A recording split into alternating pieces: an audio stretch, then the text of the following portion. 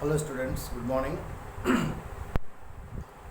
Today we shall discuss about production function. Okay, last time I discussed about different costs, types of costs. So today we shall come to the next topic, that is production function. What is the meaning of that and what are the types of production functions? Now first of all, what is production function? Production function is the physical transformation of inputs into outputs. It's a physical transformation of input into output. Now in the process of production, what we do? In the process of production, we give some input, and that input in the process of production, in that input we give comes back as output. Okay, let's talk of any production. Let's talk of a cloth production. The input is cotton, so we provide cotton, we give input as cotton, and the output comes out is cloth. Sugarcane, sugar. So when sugarcane turns into sugar, this process by which sugarcane turns into sugar, this process is called production function. Okay, it's not that we just give sugar and after a second sugar comes. So from sugarcane sugar comes, and that process takes some time. That's a physical transformation of the input into output. When we get sugar, we don't say that it's a sugar cane. When we see sugar cane, we don't say it's a sugar. So sugar cane transforms into sugar in the process of production. So this process is called production function. And in the process of production function, we incur some costs, we incur some input, and our return is the output which we get. So input transforms into output. That's a physical transformation. This physical transformation of input into output and the process by which it is done, the process is called production function. Okay. So production function is two types. One is short period production function, other is long period production function. So taking into the time difference, we call it as short period and long period. Now again comes the question, before you go to the short period and long period, we must have a difference. We must differentiate between the short period and long period. Because for a common man, for a layman, short period and long period refers to time. If we talk of a day or two, if we talk of some hours, it's a short period. And if we talk of some months, some years together, then it's a long period. Everybody will say this. But in economics, short period and long period has a separate distinction. So the difference is different. Different is different because we have parameters by which we call this as short period, we call that as long period. So long period and short period are two separate things, taking into account not time period but something else. What is that? Now remember, short period is a period during which, to increase output, we cannot change the fixed cost. I repeat, short period is a period during which we cannot change the fixed cost. If at all we want to change the output, we can change the variable cost only. If we want to increase output, we can increase the variable cost. If we want to decrease output also, we can decrease the variable cost. We cannot change the fixed cost. Fixed cost is fixed. In the last class I told you, the difference, the dichotomy between fixed and variable exists only in short period, not in long period. So in short period, the term fixed cost is only applicable for short period. During this short period, the distinction between fixed cost and variable cost exists. That is, during short period, but that period we call as short period, during which to increase output we cannot increase the fixed cost. We cannot change the fixed cost. If we want to increase output, we can increase this only by increasing the variable cost.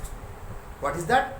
Variable cost refers to the raw materials, the semi-finished products, the labor costs. All these are variable costs which we very well can change if we want to increase the output. We cannot touch, we cannot increase, we cannot change the fixed cost at all. So during short period, fixed cost is constant and only variable cost can change, and according to the change in variable cost, the output can change to a certain extent. Now you tell me, there are two costs, fixed cost and variable cost. When we cannot change the fixed cost, we can only change the variable cost. Can the output change to the desired extent, to the required extent? No. Here, if we want to increase output, we can only increase the variable cost. So, production can increase to a certain extent, not to the fullest extent.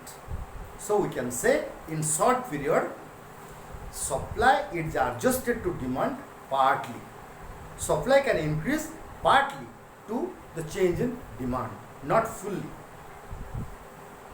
If I tell a tailor that you provide me 100 pairs of dresses tomorrow morning, now is it possible for him to give me 100 pairs of new dresses next morning? He can do it if he can increase his fixed cost, if he can bring new machines, new sewing machines, and if he can employ new people, and he can produce that. But it's not possible because it's only a matter of 24 hours. So it is such a short period. What he can do, he can increase his labor, he can work 3 shifts, he can work 24 hours, and he can provide me at least 20-30 pieces of dresses. So therefore during short period, fixed doesn't change, only variable can change. But in long period, what happens? Now long period is such a period during which there is no fixed cost. The concept of fixed cost is absent, doesn't exist during long period. During long period, fixed cost and variable cost are not different. If a producer wants to increase his output, he can very well change the fixed cost and variable cost. According to his requirement, he can change his plant size. If I say that you give me 100 pairs of dresses, after 15 days, what he will do? He can very well purchase new sewing machines, he can employ new people, and as a result of which he can very well deliver me 100 pieces of new dresses after a week or after 15 days. Therefore, long period is such a period during which we can change the fixed cost as well as variable cost. So during long period, demand is supply is fully adjusted to demand. Whatever will be the demand, supply will increase to that extent. Okay. In the short period, the tailor was able to provide me only 20-30 pieces of dresses. But in the long period, if it is a matter of 15 days, he is able to provide me with all 100 pieces of dresses, because during that period, he was able to purchase new machines, he was able to employ new people, as a result of which he can well provide me with 100 pieces of dresses. Therefore, during long period, all factors are variable. There is no question of any fixed cost in long period. Now tell me, during short period, we keep some factors constant, we can vary some factors. And in the long period, we can vary, we can change all the factors of production simultaneously at a time. So, can the production function, can the output behave in the same way as in the short period as well as in the long period? No. During short period, when some factors are fixed and some are variable, that is, fixed cost is fixed and only variable cost is variable, the production or the output or the return will show a different trend. In the long period, when all factors are variable, both short and long are variable, then the output, the return will show a very different trend. Okay, so output or return of both the time periods vary because of due to the giving of the factors of production.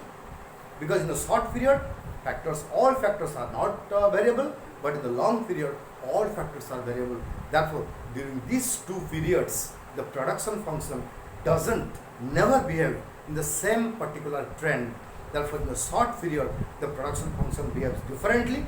In the long period, production function behaves differently. So we categorize the production function into two types. One is short period production function, other is long period production function. Let me tell you, in the short period production function, we call this as law of variable proportion.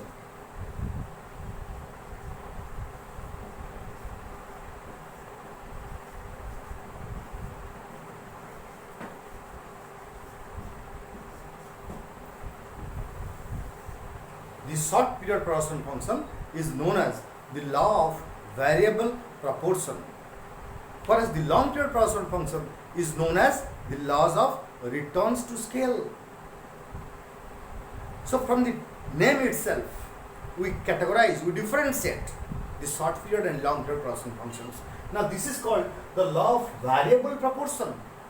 This is called variable, means changeable proportion. Changeable between what? The proportion between fixed cost and variable cost always changes in short period. So the name is law of variable proportion, means changeable proportion between short period and long period, between fixed cost and variable cost.